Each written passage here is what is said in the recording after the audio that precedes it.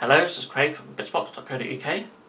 In this video I'm going to be talking about Age of Sigmar 1 year on. So about a year ago, when Age of Sigmar first came out, I made a little video just talking about my initial thoughts and opinions on it.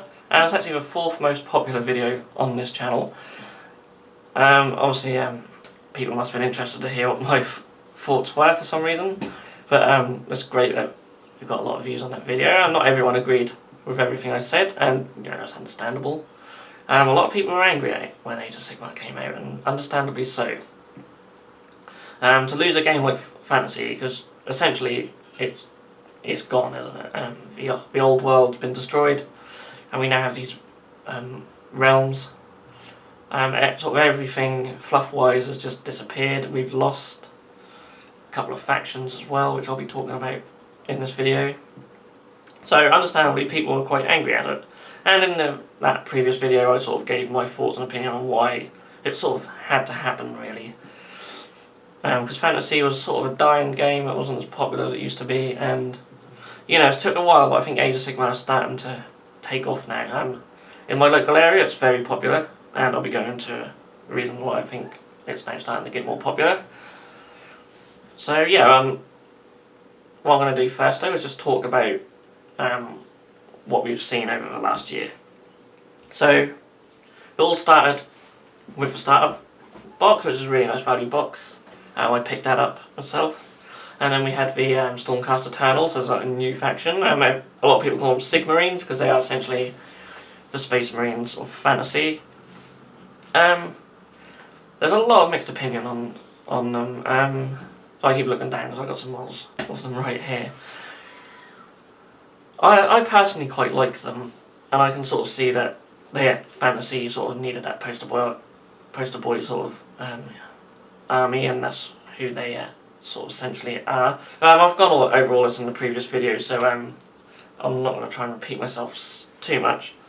But with them we had the Khorne Bloodbound, and then there was quite a lot of releases for the Stormcast Eternal and Khorne Bloodbound, sort of plastic box sets. So GW really focusing heavily on them to begin with. Then I think it went a bit quiet for a little while. We had a few more 40k releases, and then sort of since sort of like certainly since the turn of the year, GW have been really focusing on Age of Sigmar. I don't think we've had a codex for 40k since like November, and that was the Tau, and even that wasn't a really big update. There are rumours there's going to be a new edition of 40k and changes. We're getting FAQs lately. I'm going to do a video about Age of Sigmar and 40k because there are certain things in Age of Sigmar that I would like to see in 40k, and I know that it's going to probably be quite a controversial video, but don't worry, I'm not saying they should just completely destroy the 40k universe and start again. Certainly not. Fluff-wise, I think there's rumours that's going to be moved on a little bit, and I'd like to see that at least. But yeah, I don't want 40k to be changed as drastically as Age of Sigmar, but there are some nice things in Age of Sigmar that I think 40k could benefit from, and I'll talk about that in a different video. So yeah, we also got the Age of Sigmar app. Really cool, free app, all the rules for all the units, just on one app. Really nice. I will mention actually, when Age of Sigmar first came out and they brought out all these PDFs of the existing units, there were some really stupid rules put in, and I think people disliked that quite a lot. So there are things like, I can't remember examples now, but like you had to sort of yell "wah" in order to do a "wah," or your opponent had to pick a random hand to see if there's a dice in your hand or something, you know, silly things like that. Or you had to say something stupid. Yeah, that infuriated a lot of people, and I thought them rules were ridiculous. Since all the Grand Alliance books came out, I think, correct me if I'm wrong, but I think all them stupid rules are just gone. Thing of the past, stupid, forget they even existed. So we have a bit more serious rules for all units now, in the app and in the Grand Alliance books. The Grand Alliance books themselves, fantastic value. You don't say that very often about GW, but these books are just fantastic value. I know they're only paperbacks, but the amount of content you get in there, yes, I know it's all free on the app, but you know, you pay £10 for a destruction book or a death book, and you get all the units in there. It's just great. You wouldn't get... You'd get like a third of the codex in 40k for that, yet you get an entire faction in Age of Sigmar, so... Yeah, and when I go into a 40k Age of Sigmar video, that's certainly one thing I wouldn't mind seeing in 40k. It would be a lot cheaper rules, or free on an app, certainly. So that's a really good thing about Age of Sigmar that I really like. I'm glad they've done that. Of course, with the releases of the Grand Alliance books, that they essentially had all the units that GW were planning to keep, and they removed all the ones that are no longer available, that they do not wish to keep producing. That includes Tomb Kings and Bretonnians especially, and then a few random units from different factions here and there. Really disappointed that Tomb Kings are no longer a faction. I did collect them back in the old edition of Fantasy. Never really played with them a lot, I just really liked the aesthetic of them, the old Egyptian theme, you know, skeletons and stuff like that. I thought it really cool. I know Mantic are doing their own little faction, but then they don't look as good as the GW ones. So yeah, Tomb Kings, certainly a faction I really miss. Of course, there are still rules to use them, but, you know, it would have been nice if they kept supporting them. So, really disappointed with that. Bretonnians, personally I'm not as disappointed with. The models are very dated. But this sort of knightly theme was quite nice. Yeah, they are a bit more, as they're sort of more, they look more historical. You know, there are plenty of alternatives out there model-wise, but yeah, it's still disappointing to see Bretonnians go.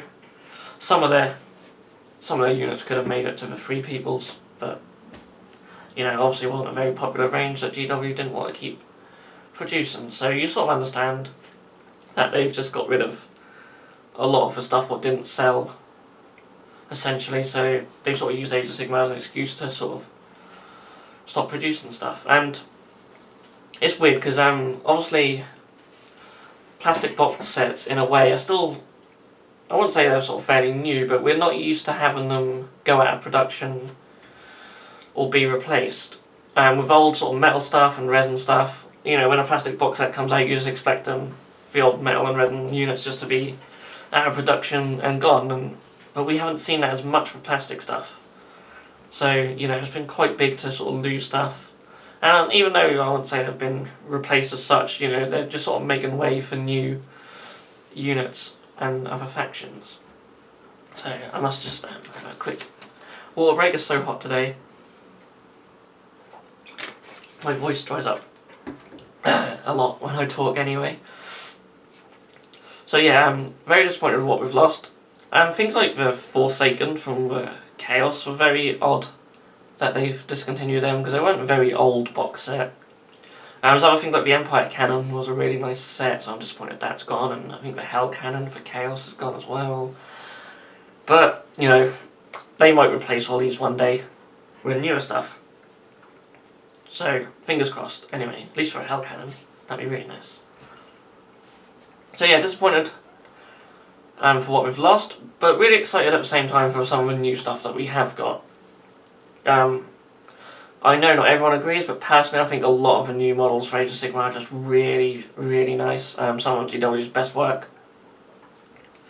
You know, the new Sylvaneth stuff what's just come out, just really nice models. Alariel especially, gorgeous model, certainly picking one up, even though I don't play Sylvaneth or wish to play them. I just want her model as a nice centerpiece. I am planning to do a painting tutorial on how to paint the beetle, because I've sort of got an idea of how to do like an iridescent sort of style on that. So fingers crossed that turns out quite well, and we'll see a tutorial on that within the next month, I'm sure.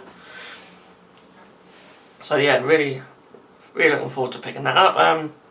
In the other releases, we've seen Iron Jaws, Fire Slayers, and obviously Stormcast Eternal stuff, and Khorne Bloodbound.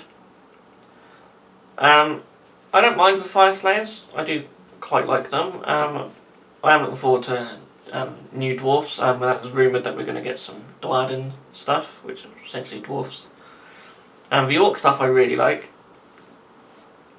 The Iron Jaws especially, they're so much larger than the old stuff. The whole sort of scale of Age of Sigmar seems to be sort of bigger.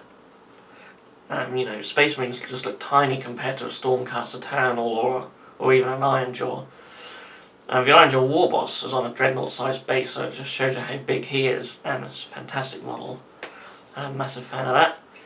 Then of course we have the really big units. As I mentioned, the Lariel, really nice model, but we've had the Star Drake, Celestant Prime, the Maw Crusher.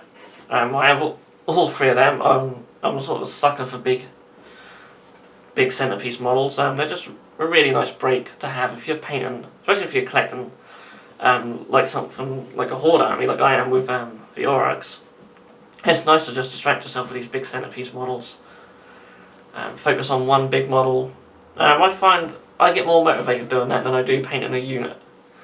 I think, I don't know, there's something about painting a unit which just seems more like a chore than sort of more exciting with a centerpiece model, I think.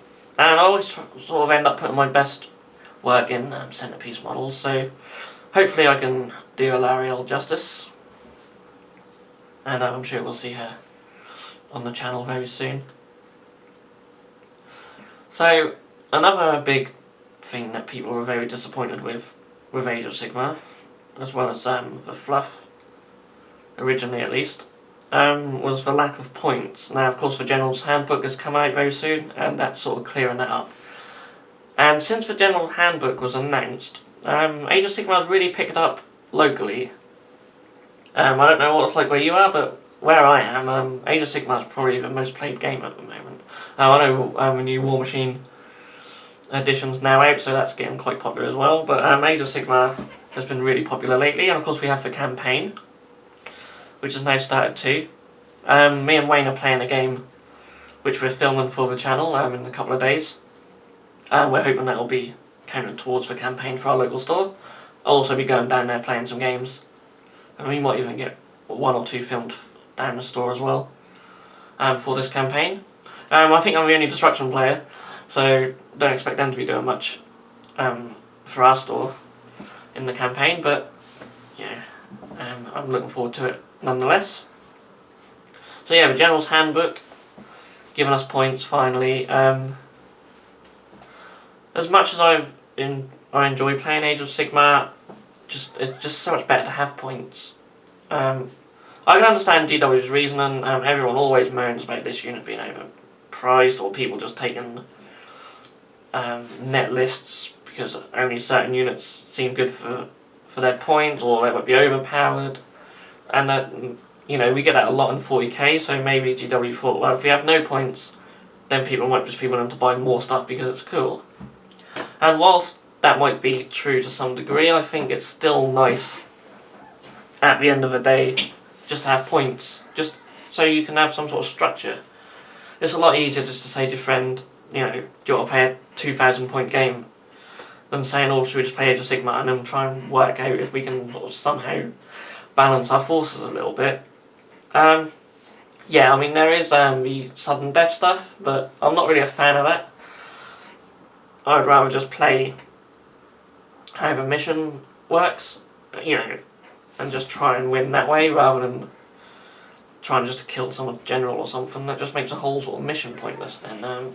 So I don't like that, but obviously with points now, you know, that's going to be quite good. I think certainly boosted the popularity of Age of Sigmar locally with that and the campaign. And probably a smart move from GW to have them both sort of running side by side. So yeah, certainly I think we'll see a lot more Age of Sigmar players now there's points. So lastly I just want to talk about the fluff. So of course the old world was destroyed, and we now have these realms. Now a lot of people didn't like the old world being destroyed, and as I explained in the previous video I did a year ago on Age of Sigmar, the old world was sort of quite restrictive, so now GW have opened up with these realms, and you know, they can just be a bit more free with what they choose to release, which I quite like. The Realm Gate Wars series has proved quite popular actually. I've had nothing but good feedback on the fluff for that.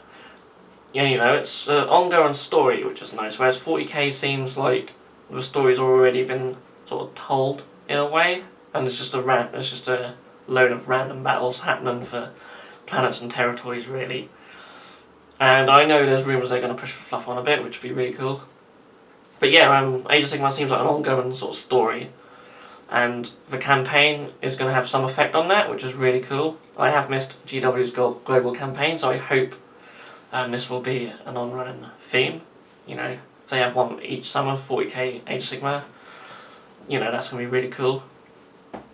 So yeah, it looks like the fluff's starting to pick up a little bit now, and I think eventually people will warm to it a bit more. As I said, people who have read the Realmgate Wars books, there's been a lot of good feedback on it. So, and the books do sound really good just in general. There's a lot of extra missions and units, and there's also hobby guides I've heard, stuff about even scratch building terrain, which sounds really cool. So I will be trying to check out some of these books. It seems like GW are going back to some of the oldest ways. And yeah, just before I end this video, I'll talk about just GW briefly, because I did have a previous video about them heading in the right direction, which some of you may have watched. Because they have changed a lot over the last year, for the better, definitely. They're now more engaging on social media. They have Facebook pages for 40k and for Age of Sigmar, which is really cool. They've been doing all these FAQs. So that's really cool. They're listening to feedback. White Dwarf is going back to monthly. Hooray. I'm never really a fan of a weekly one. I hope when they go back to monthly it'll be more like the old White Dwarf, and I think, you know, there's a bit of a nostalgia trip happening with GW. They are bringing back old games such as Warhammer Quest, Blood Bowl, etc. So I think, you know, we might start seeing more stuff from the good old days, should I say. So I think they've even asked people on social media what they'd like to see in White Dwarf, so they are really listening to the community now, and that's fantastic. I think the future is going to be bright for both games, hopefully, and for GW. Yeah, so what we're going to see in the future for Age of Sigmar, there's rumours there's going to be Metal Dwarden, and there's Savage Orcs very soon. It's being reboxed. I'm surprised a lot more stuff hasn't been reboxed actually. There's still a lot of stuff with square bases. A lot of stuff is still direct only as well, which is a bit of a shame, but yeah, hopefully this time next year almost everything will just be reboxed on round bases. Yeah, I know some people have always been a fan of the rank and file stuff, but I think a lot of fantasy stuff looks so much better on round bases. That's my personal opinion. Obviously not everyone's going to share that. So yeah, and maybe eventually we'll see the rules expanded as well. Because so far we just have 4 pages of rules with about 9 pages of FAQs, which is quite funny, but I'd like to see a bit more terrain rules, how models interact with terrain, you know, different levels of cover, etc. And I really just want them to measure from bases. I think the only reason they don't is because there's still a mixture of square and round, but hopefully once everyone sort of gets to a point when on round, we can just measure from bases again. That'd be so much better. So yeah, I think I've been rambling long enough on Age of Sigmar. I'd love to hear your guys' thoughts and opinions, what you like, what you dislike, what you think we're gonna see next. Really interested, to know what you guys think. So as always, if you enjoyed this video, please give it a thumbs up. Also subscribe to our channel if you haven't so already. And thank you so much for watching, and I'll see you again very soon.